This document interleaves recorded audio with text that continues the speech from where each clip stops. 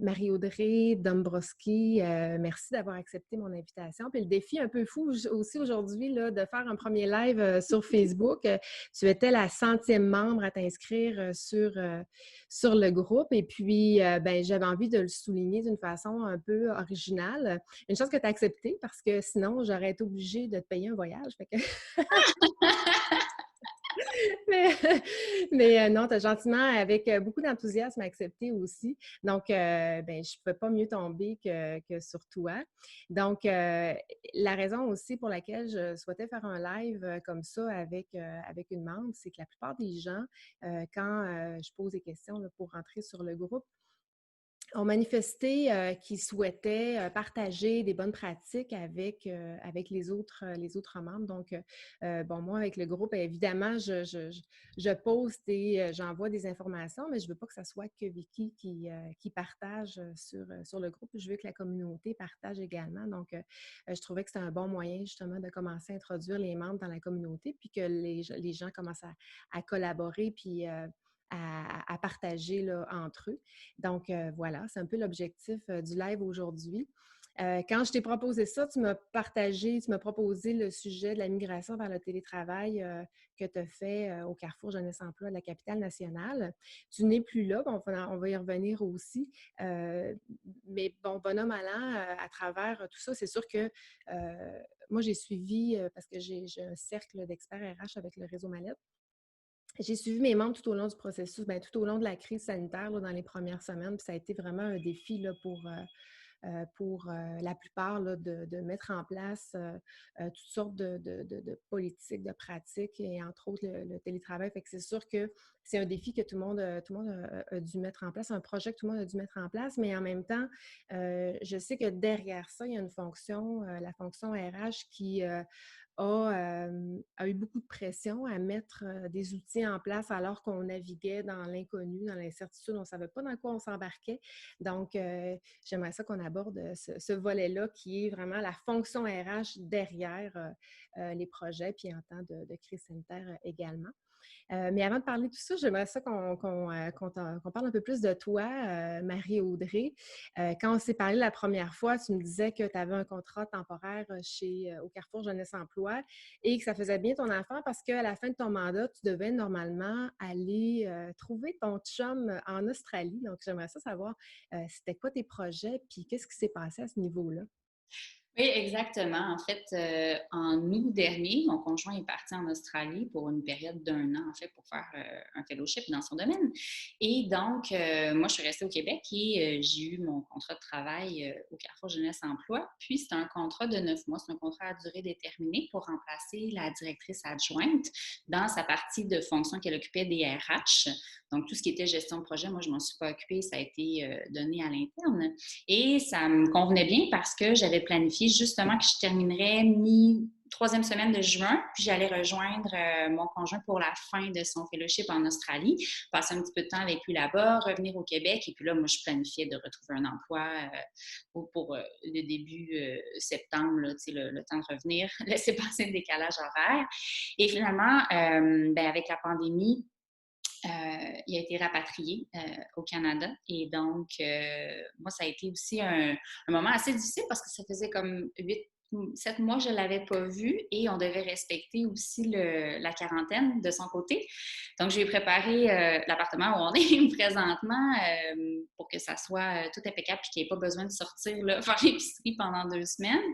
J'ai laissé ça tout propre, puis j'ai quitté, disons, vers 7 heures le soir et lui est arrivé vers 9 heures le soir. Puis là, on a attendu 2 semaines, puis finalement, ben, c'est ça, on s'est retrouvés, puis là, tout va bien, là. Mais c'est ça. Donc, disons que nos plans ont été aussi chamboulés par la pandémie, là, à ce niveau-là. Mais bon, moi, j'ai envie de dire que c'est presque un mal pour un bien, parce que j'ai retrouvé mon chum plus rapidement. Fait que... Dans d'autres circonstances aussi, hein, ça, les défis Ouais. à l'épreuve aussi les couples. Donc, c'est là qu'on voit la solidité aussi, puis ça nous permet de passer à travers des choses ensemble.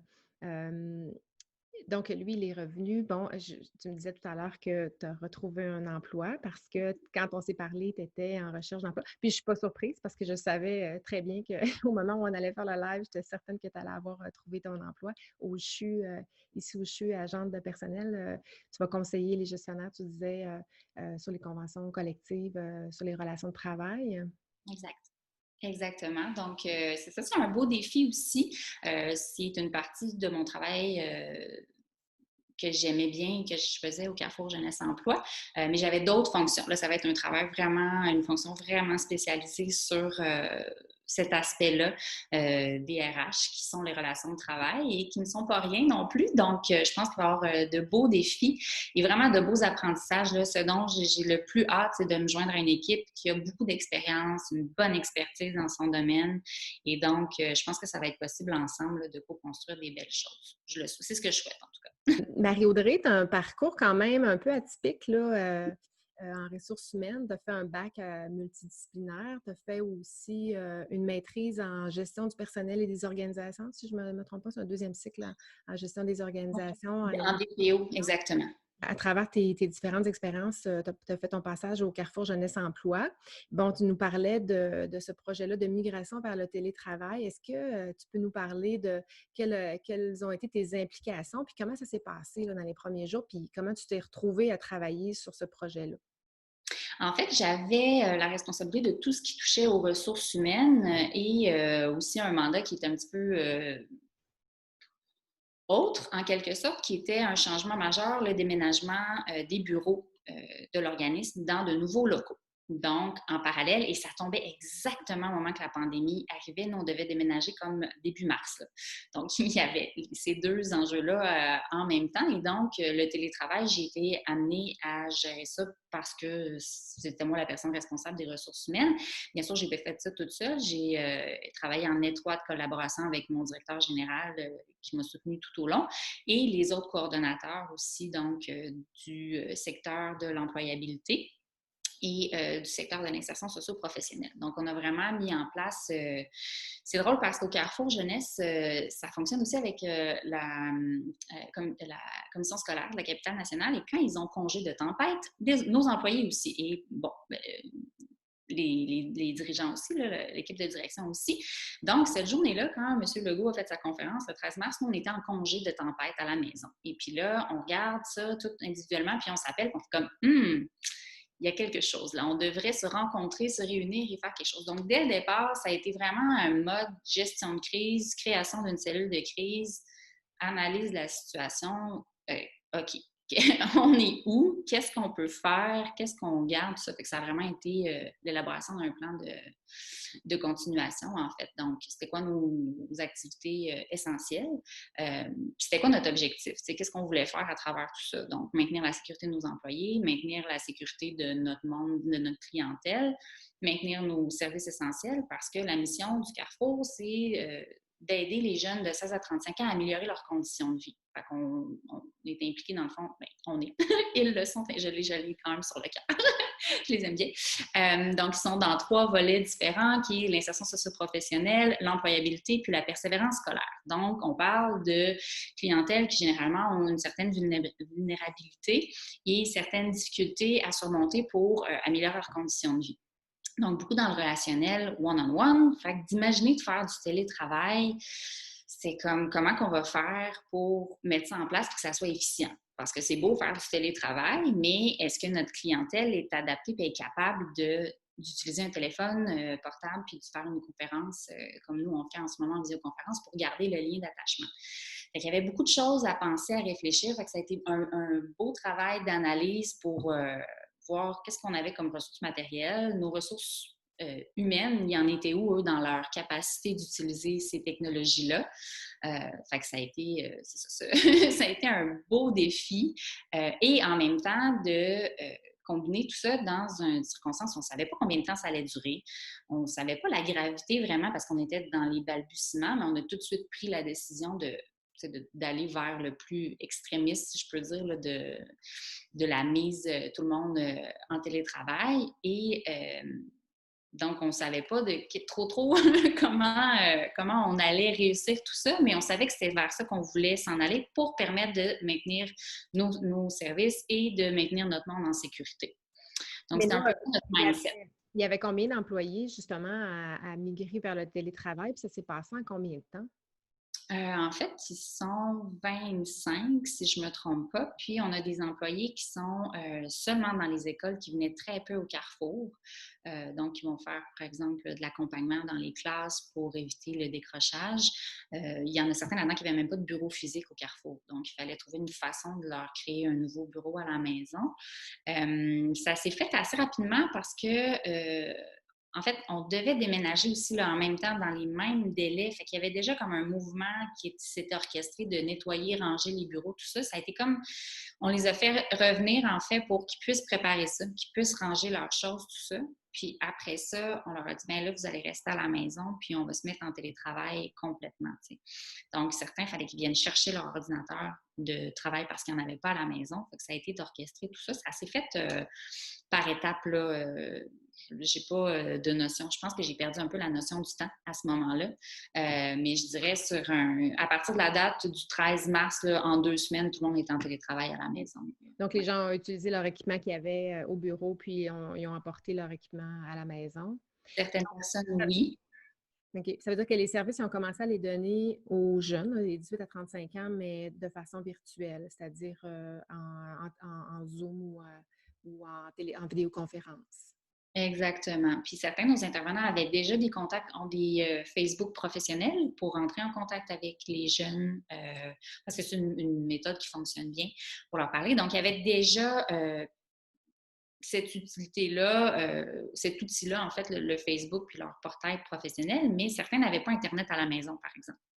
Fait que là, il avait vraiment fallu, faire une évaluation de ce qu'on avait comme ressources, puis c'était quoi nos besoins, puis qu'est-ce qu'il fallait mettre en place. Donc, pour certains, très peu de choses, parce qu'ils étaient déjà, tout équipés à la maison, et pour d'autres, on partait de zéro complètement. Et de zéro à aussi utiliser les technologies, être à l'aise avec ça, faire confiance. Puis, il y a l'autre enjeu aussi, plus de notre côté, il y a toujours cet enjeu-là un petit peu de dire comment je vais faire pour... Parce que là, c'est plus je ne calcule plus le temps que tu travailles. Il faut que ça soit plus avec des mandats ou des objectifs ponctuels pour valider justement quel travail est fait. Donc, il y avait tout repensé ça, vraiment l'organisation du travail. Donc, sur plusieurs points, ça a été un beau casse-tête.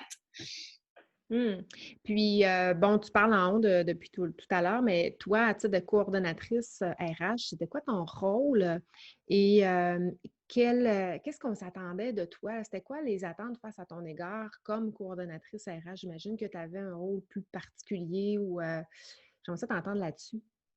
En fait, il a été... c'est pas moi qui pilotais la cellule de crise en tant que telle parce que cette responsabilité-là appartenait à notre DG, mais j'étais vraiment la personne, en fait, qui faisait le lien, la personne qui faisait le pont entre les employés et les coordonnateurs, de sorte à ce qu'on ait, nous, des réunions ponctuelles pour voir on en était où, l'équipe de direction.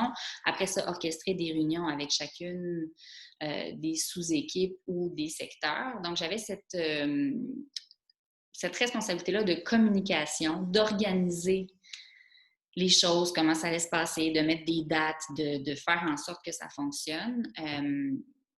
Puis je dirais aussi un soutien moral et un soutien au niveau de l'information de comment on va faire. Tu sais, les gens me disaient, bien là, moi, je ne suis pas confortable à la maison. Donc, tout ce qui est vraiment valider l'ergonomie à la maison pour être sûr qu'il n'y ait pas de blessure. Donc, il y avait ce volet-là aussi que je devais superviser. Puis c'est sûr qu'il y avait tout ce qui était les relations de travail. Donc ça devait se faire à distance virtuellement. Les comités de relations de travail ont pris un petit peu d'espace dans le temps. On les faisait assez ponctuellement. Donc là, on n'était plus là-dedans. C'était vraiment, j'avais aussi une fonction de veille au niveau de l'information, au niveau de qu'est-ce qui se passait avec la CNSST, c'était quoi les recommandations, qu'est-ce qu'on mettait en place. C'est vraiment de prendre l'information, la diffuser coordonner tout ça pour que nos actions soient cohérentes avec les demandes du gouvernement, puis ce qui était les recommandations des instances.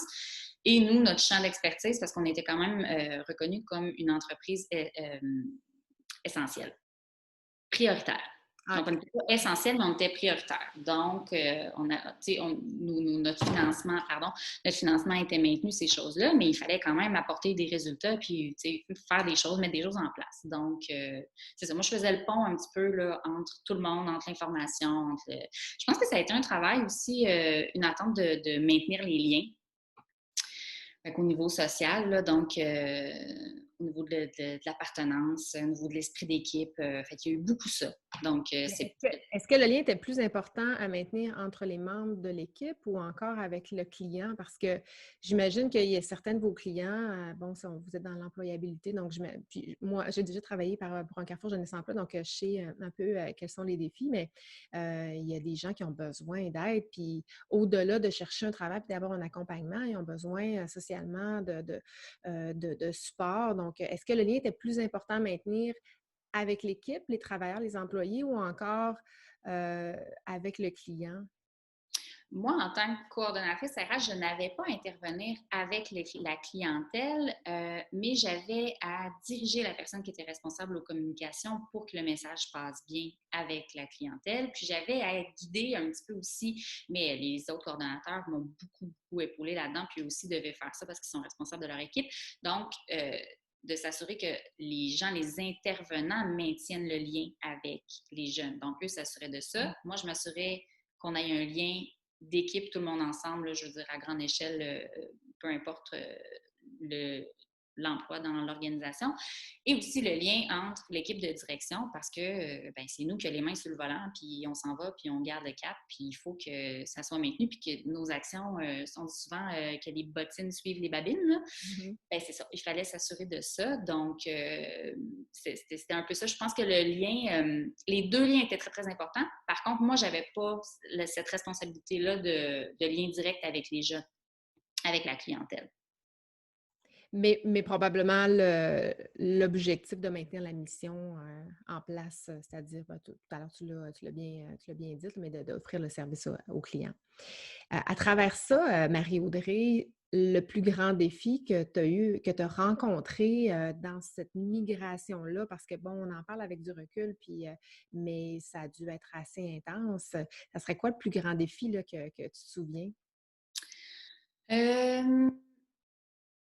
Principalement, je dirais qu'il y en a deux. J'ai envie de dire la pluralité des réactions, puis du positionnement des employés par rapport au télétravail.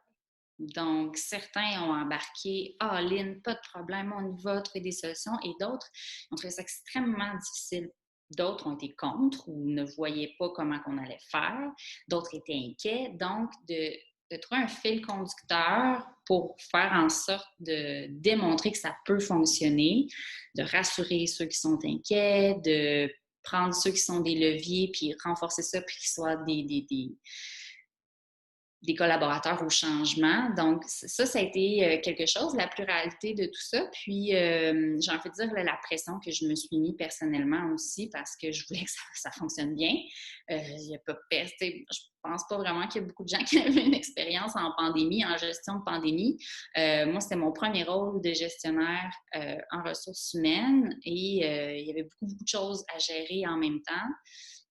Donc, je voulais que ça fonctionne. Je me suis mis énormément de pression. Puis, je pense qu'à un moment donné, même, j'ai un peu perdu mes repères là-dedans. Une fois que tout a été mis en place, que tout le monde était en télétravail, puis je me suis retrouvée moi aussi à la maison, on dirait que tout ce que je m'étais planifié, les interventions que je voulais faire, bonifier les pratiques RH, les politiques, ces choses comme ça, tout ce qui était un petit peu plus administratif, je ne savais plus où le placer parce que c'est comme si ça avait perdu son importance. Je cherchais beaucoup mon sens à travers tout ça, puis je pense que ça a duré peut-être 2-3 jours, en fait, où je trouvais ça un peu plus difficile. Puis après ça, c'est revenu, mais j'ai dormi beaucoup. Je pense que j'ai épuisé. C'est drôle parce que, je disais tout à l'heure que j'ai accompagné ma gang là, du cercle RH là, à partir des premières semaines jusqu'à tout récemment. Puis, je me souviens, à un moment donné, il y a une membre qui a dit, j'ai fait aucune de mes tâches habituelles depuis 2 mois. Elle avait pas, on a une to-do list là, de choses qu'on veut faire, qu'on veut exécuter des projets, tout ça. Elle dit, tout ce que je fais, c'est pour la COVID. Toutes mes tâches, à 100% de mon temps, c'est pour la COVID. Fait que, tu sais, quand tu dis j'ai perdu un peu mes repères, je pense que à un moment donné, tu n'en as plus parce que tout ce que tu fais est en fonction de ça. Moi, mon conjoint travaille à Retraite Québec, puis il a eu aussi à gérer une crise, mais pendant un mois de temps, ça a été que de la gestion de crise COVID. Aucune autre tâche, aucun autre projet. Tout a été mis sur la glace. Donc, c'est fou comment ça a pris une place prépondérante là, dans le travail des gens. Là. On a payé des employés à gérer la crise là, pendant plusieurs semaines. Absolument. Oui, absolument. Si tu avais à refaire avec du recul maintenant qu'on a un petit peu plus d'expérience dans Oui. les crises sanitaires, qu'on n'en avait pas, mais maintenant on en a, et que tu avais à refaire cette implantation-là, cette migration-là, qu'est-ce que tu ferais autrement? Je prendrais plus de temps. J'accorderais plus de mon temps, là, vraiment des moments ponctuels pour du suivi individuel avec les gens. Parce que je pense pour sauver du temps, ou je sais pas, parce que c'est ça que j'ai fait à ce moment-là, c'était beaucoup des suivis en petite équipe. Puis je me suis probablement fourvoyée là-dedans, mais un peu fiée au dicton pas de nouvelles, bonne nouvelle. Donc, les suivis individuels pardon, que j'ai faits étaient surtout euh, suivant des gens qui me faisaient des demandes ou qui me manifestaient une inquiétude, une préoccupation, quelque chose, un questionnement. Et pour d'autres qui disaient rien, moi, ça allait bien, ou probablement que j'avais plein d'autres choses à faire. Donc, c'est ça. Puis finalement, je me suis rendu compte qu'un peu plus tard, j'ai fait un suivi. Il y avait quelqu'un qui se sentait moins bien là-dedans, tout ça, mais il ne voulait pas me déranger, puis il n'osait pas, puis tout ça. Fait que j'ai comme eu un feeling que pas j'avais manqué ma shot, mais un peu un sentiment de crime, j'aurais pu faire mieux, tu sais. Puisque mon rôle, pour moi, principalement, ce que je veux, c'est que les gens soient bien et soient heureux dans les organisations. Fait que là, j'ai senti que je l'ai échappé un petit peu sur ce coup-là. Donc, c'est ce que je ferais, plus de suivi individuel pour m'assurer du bien-être psychologique des gens. Est-ce que tu crois que ça revient à la fonction RH de faire ces suivis individuels-là? Parce que dans mon groupe, c'est la même chose. Là, les gens ont dit exactement la même chose. Ou ça relèverait normalement davantage du gestionnaire de ces employés-là à faire le suivi. Qu'est-ce que tu en penses? Je pense que ça peut dépendre des organisations parce que nous, on n'a pas nécessairement. Moi, j'étais RH, puis je supervisais une équipe de travail, mais les deux autres secteurs avaient leurs coordonnateurs qui faisaient des suivis individuels. Et cette personne-là en question n'était pas dans aucune équipe vraiment. Elle est nouvellement arrivée. Fait qu'elle est comme tombée entre deux chaises. Et j'ai l'impression, moi, là, je me suis sentie responsable parce que j'étais sa supérieure immédiate dans la description de poste. À ce moment-là, je me suis sentie responsable d'avoir manqué un petit peu de faire du suivi individuel. Mais pour revenir à ta question, je pense que ça va dépendre de chaque organisation. Puis c'est sûr que si tu as un département RH qui est quand même gros, puis qu'après ça, tu as des gestionnaires, bien, le département RH ne peut pas prendre le temps de faire du suivi individuel avec chacun, mais il peut probablement suggérer aux gestionnaires d'en faire. Je pense qu'il a le rôle du département RH et que là, ça reviendrait au gestionnaire de faire son suivi individuel parce que, comme à Retraite Québec, je peux même pas imaginer le nombre de personnes qui travaillent là. Nous, on est, mettons, dans 28, 30 au total, disons, là, tu sais. Avec le comité de direction, retraite, ça doit être, je sais pas, au-dessus de 1000 employés. Je sais même pas si on Fait combien. que, je peux même pas imaginer que là, la fonction ressources humaines fait du suivi individuel. Mais dans le cas du Carrefour, c'était possible de le faire, puis je ne l'ai pas fait. Mm. Mm. Mm. Et à l'inverse, si tu avais à partager un bon coup que tu as eu, que tu as fait, là, ça serait lequel? Je pense qu'un truc qui a bien fonctionné, c'est que c'est une petite gang très tissée serrée, beaucoup, comme je le disais, axés sur les relations sociales, puis qui aiment ça, jaser, puis tout ça, puis prendre des nouvelles. Et leur moyen de communication interne, c'est Workplace. Je ne sais pas si vous connaissez, mais c'est une fonction, c'est une plateforme de Facebook faite pour le travail. Donc, tu peux avoir des groupes de travail, le chat. Euh, Nous, on avait information de la direction, il y avait différents groupes par secteur, des choses comme ça, et il y avait celui de l'activité sociale, donc club social. Et moi, j'ai parti un groupe qui s'appelait Trucs et astuces pour le télétravail. Puis, je postais différentes choses, que ce soit des informations sur l'ergonomie, comment se donner des trucs, se prendre des pauses, des choses comme ça. Donc, vraiment pour toucher tout ce qui était le volet SST puis qualité de vie au travail à ce niveau-là. À chaque mercredi, je postais une vidéo. Et ça pouvait être, par exemple, je posais des questions. Qu'est-ce que vous voulez faire? Disons que le déconfinement, ça part là, demain matin. C'est quoi la première chose que vous faites et tout ça? Puis là, les gens partageaient un petit peu, ça se répondait, ça venait. Donc, ça a créé de l'interaction. Et donc, je pense que cet endroit-là m'a permis aussi dédramatiser le télétravail, parce que j'ai des employés qui se sentaient très mal d'avoir des enfants avec eux, puis que ça crie, tout ça, c'est normal, c'est pas grave. Donc, je publiais les vidéos, j'essaie de trouver les vidéos du gars qui fait l'interview assis, CNN ou je sais pas trop, puis qu'il y a ses enfants qui arrivent et tout ça. Donc, pour voir si c'est correct, c'est la vie, il n'y en a pas de problème. J'ai écrit aussi un petit article sur le télétravail pour dire, tu sais, c'est pas grave si la connexion fonctionne pas, tu sais, l'important, c'est de maintenir le lien et tout. Donc ça, je pense que ça a été un bon coup de faire ça, là, à chaque semaine, à chaque mercredi, ils savaient qu'ils allaient avoir leur petite vidéo. C'était du contenu varié, là. Des fois, c'était des recettes de Ricardo, juste pour dire, essayez ça. C'est pas nécessairement, je ne veux pas que ça devienne redondant, mais c'est ça, je pense que ça a bien fonctionné. Super.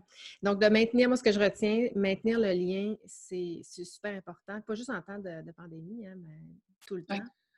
Il y a, je pense on a peut-être pris davantage conscience de cette importance-là parce qu'on ne voyait pas les gens physiquement, mais c'est quand même un enjeu de tous les jours que de maintenir une relation personnelle avec chaque travailleur. Puis souvent, on l'oublie parce que on les voit, puis on prend pour acquis que ça se passe bien, mais hein, il y a du présentéisme, il y a toutes sortes de choses qu'on ne voit pas nécessairement puis que les gens ne nous disent pas, mais je pense que ce conseil-là, il est à prendre pour tous les jours, là.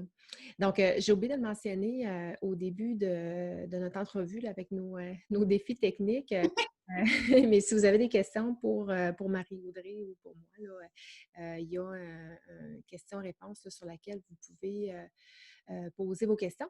Et il y en a une de Marie-France Godin qui ressemble un petit peu à une de mes questions que j'ai posées tout à l'heure, mais bon, Marie-France est administratrice au Carrefour Jeunesse Emploi, donc je comprends pourquoi elle pose la question, mais elle dit « Quel a été ton plus grand défi pendant ton passage au CGE? » Elle y va un petit peu plus large et non pas seulement pour la migration vers le télétravail. Ben en fait, comme c'était ma première expérience comme gestionnaire RH, je pense que mon plus gros défi, ça a été au début de me mettre moi-même des objectifs, de m'organiser une espèce de tableau de bord pour voir, OK, là, j'ai tout ça, là, j'avais comme j'ai ça à faire, puis là, je commence par quoi? Qu'est-ce qui est plus prioritaire? Donc, ça a été ça, je pense, au début Puis une fois que ça a été fait, que je me suis fait un genre de gestion de projet, le calendrier de mon portefeuille de projet avec mes mandats. Là, j'étais partie puis ça allait bien. Mais je pense que c'est ça. Au début, j'étais un petit peu, je nageais dans l'inconnu. Puis j'ai adoré la latitude et la confiance qu'on m'a donnée. Parce que c'était vraiment ça. Donc, j'avais le droit de faire des apprentissages, j'avais le droit d'aller poser des questions. Donc, super intéressant. Puis de l'autre côté, ben, je voulais m'assurer de livrer la marchandise. Fait que c'était ça, c'était de quelle manière je vais orienter mes affaires pour que ça fonctionne bien, là. Donc, de me donner vraiment une vision stratégique dès le départ, ça a été mon plus gros défi.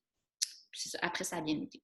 Est-ce que tu penses que tu vas mettre ça en branle plus rapidement au CHU? Dans ton nouvel emploi de la semaine prochaine? Oui, c'est ça. Probablement, comme si là, j'avais des mandats très, très variés et qui pouvaient être effectués. Certains avaient une temporalité et d'autres, je pouvais les faire quand je voulais. Et là, dans mon mandat où je suis, je pense que c'est très dirigé vers juste les relations de travail. Donc, d'après moi, je vais avoir des dossiers. et je devrais passer à travers, là, évidemment, je vais avoir une gestion de priorité à faire. Mais oui, je pense que c'est une première étape, puis de comprendre comment ça fonctionne dans cette organisation-là. Il y a certainement des choses que j'ai apprises au Carrefour que je vais pouvoir transférer, mais c'est une autre réalité, c'est d'autres conventions collectives, c'est d'autres protocoles et tout ça. Donc, je vais prendre le temps de bien comprendre mon nouvel environnement, les attentes qui sont attendues. J'aurais aimé ça trouver un autre mot, mais... Et après ça, oui, me faire une planification, là, certainement. Il y a Alicia qui pose une question. Elle dit: un jour, nous pourrons revenir au bureau. Quelle est la perspective face au télétravail pour l'avenir? Donc, as-tu quelque chose à répondre là-dessus, toi, Marie-Audrey? Ben, c'est drôle parce que j'ai vu beaucoup passer sur LinkedIn des sondages. On demandait aux gens, par exemple, si tu pouvais choisir, est-ce que tu voudrais du télétravail 100%, moitié de la semaine ou retour au travail 100%. Tu sais.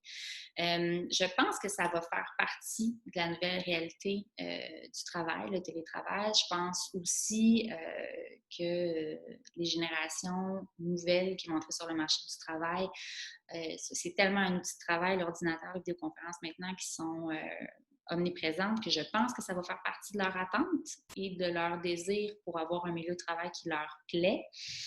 Dans certains milieux, c'est pas possible, là. Si tu es soudeur, faire du télétravail, ça se peut pas, tu sais. Et dans d'autres milieux, ça se fait très bien, ça se peut. Fait que je pense que c'est là pour rester à différents niveaux et que c'est une question de l'adapter en fonction des besoins de l'organisation puis en fonction des capacités et des besoins des travailleurs aussi. Tu sais. Il y a certaines personnes pour qui le télétravail, ça a été une révélation, ça a changé leur vie et pour d'autres, c'est extrêmement difficile puis ils ne veulent plus revivre ça. Donc, je pense que ça va rester parce qu'on se rend compte à quel point c'est pratique et que ça peut, en temps de pandémie, faire en sorte qu'on continue nos activités. Mais je ne crois pas que ça sera 100% partout, tout le temps. Là. Mais je pense pas que ça nous coûte. Je lisais des statistiques qui disaient que 6 employés sur 10 souhaitent continuer à faire du télétravail. Moi, de mon côté, je pense que ça va passer par la confiance des gestionnaires à l'égard de leurs employés. Moi, je pense personnellement qu'on a encore beaucoup de travail à faire sur la confiance. Puis bon, la confiance, ça passe beaucoup par soi. Là, comme je sais, pourquoi on n'a pas confiance? Hein? Il y a quelque chose là, qui se passe qui fait qu'on n'a pas confiance, mais parce que on met beaucoup de mesures de contrôle en place dans nos organisations, puis c'est plus difficile d'aller les contrôler quand on ne voit pas les gens. Ou peut-être que c'est un paradigme de croire qu'on ne peut pas les contrôler alors que les gens ne sont pas face à nous. Mais moi, je trouve que la formule mixte ou de permettre à des employés de faire à demi-temps maison et à demi-temps au travail, ça va aider beaucoup, d'autant plus que ça va faire sauver énormément de coûts pour les espaces de bureau, la location de bureau. Il y a tellement de moyens. Il y en a qui ont vraiment tiré des grandes opportunités, là, justement, en passant de la vente de détail à la vente en ligne. Puis, bon, je pense qu'il y a des opportunités à aller chercher à ce niveau-là, c'est certain. Là. Absolument. Puis je pense que tu as ciblé là, quelque chose de très, très important qui est la confiance. C'est un enjeu très important pour le télétravail et on a cette notion-là que si les gens ne sont pas à leur bureau, ils vont travailler moins. Mais il ne faut pas oublier les cafés sur le coin du bureau, puis quand on est dans un espace de travail, là, tous ces moments-là que j'aime pas dire perte de temps, mais moments où on fait autre chose qu'être à son bureau puis en train de travailler, puis que tu te rends compte que finalement, à la maison, j'ai même des emplois qui me disaient je suis pas capable de prendre des pauses. Si je me mets pas la tomate avec l'alarme, là, je fais un 8 heures sur mon ordi, je me lève, j'ai mal à la tête. T'sais. Contrairement à leur milieu de travail habituel, là, ils prenaient des pauses. Donc, je pense que oui, la confiance, ça va être un enjeu très, très important qui va permettre que le télétravail soit bien compris et bien encadré. Je pense que ça, c'est quelque chose aussi. Il y a plusieurs endroits où le télétravail était un peu permis comme récompense, en quelque sorte, à certains moments, mais qui n'était pas nécessairement paramétré. Je pense que ça peut être quelque chose. Je sais que certaines organisations ont des paramètres là, établis de télétravail et que donc il y a certains comptes à rendre. Ou en tout cas, c'est orchestré puis c'est encadré. Donc, je pense que ça peut peut-être être un premier pas vers la confiance. Donc, on fait un petit peu on fait confiance, mais on a certains cadres qui nous permettent de valider des choses. Donc, puis encore une fois, ça dépend du milieu, puis dans une très, très, très, très grosse entreprise, ça peut être un petit peu plus facile peut-être parce qu'il y a déjà des protocoles qui sont en place. Dans un organisme communautaire où tu travailles avec des gens qui sont vraiment dans l'échange humain puis le service à l'autre, de les mettre dans des cadres, ça peut être plus difficile. Donc, c'est ça. Mais ça va être très intéressant de voir. Moi, j'ai hâte de voir dans un an. On devrait se reparler dans un an pour voir où on en est où avec le Par la télétravail. suite, oui, effectivement. Moi aussi, j'ai bien hâte Oui. de voir là, comment ça va se dérouler dans les prochains mois, prochaines années, justement, face au télétravail. En terminant, qu'est-ce qu'on te souhaite là, pour justement la prochaine année dans tes nouveaux défis, Marie-Audrey? Des beaux apprentissages et des collègues de travail qui vont être sympathiques, positifs, puis qui auront envie de m'apprendre plein de choses avec qui je vais pouvoir collaborer. Puis, je l'espère pouvoir améliorer le bien-être des employés, puis ultimement, ben, le fonctionnement des organisations, là, mais c'est ça. Donc, une belle équipe positive pour la prochaine année, ça serait chouette. Bien, on te le souhaite sincèrement. Merci beaucoup, Marie-Audrey. Ça a été super agréable là, de faire ce premier live-là avec toi. Ben, peut-être pour les autres, comme j'ai dit d'entrée de jeu, je souhaite faire participer la communauté. Si les gens ont envie de partager des articles qu'ils ont lus, qui pourraient être intéressants pour le reste des membres, allez-y, hein, c'est ouvert. J'ai pas je ne veux pas garder l'exclusivité de tout le contenu qui est partagé, même si c'est des consultants. J'ai aucun problème à ce que les gens se vendent aussi sur le site. Moi, je veux vraiment qu'on partage puis qu'on grandisse tout le monde ensemble. Si vous voulez inviter aussi des gens sur le groupe qui sont évidemment là, qui occupent une fonction RH, là, je vous invite à le faire. Il n'y a pas de souci à ce niveau-là. Je les accepte là, évidemment s'ils répondent aux critères.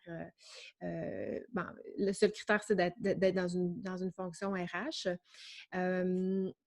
Voilà, j'aimerais justement, s'il y en a qui ont envie de participer et de faire partie d'un live, ben, je vous invite à communiquer avec moi, puis ça va me faire plaisir là, qu'on trouve un sujet ensemble puis qu'on puisse l'aborder. Voilà, merci à tous ceux qui étaient là. Je vous souhaite une excellente fin de journée. Il fait beau soleil, c'est magnifique. Puis ceux qui ont des vacances, ben, bonnes vacances. Et Marie-Audrey, bon début d'emploi, puis je te souhaite les plus beaux défis au CHU que tu peux pour le futur de ta carrière. Donc, Merci voilà. beaucoup.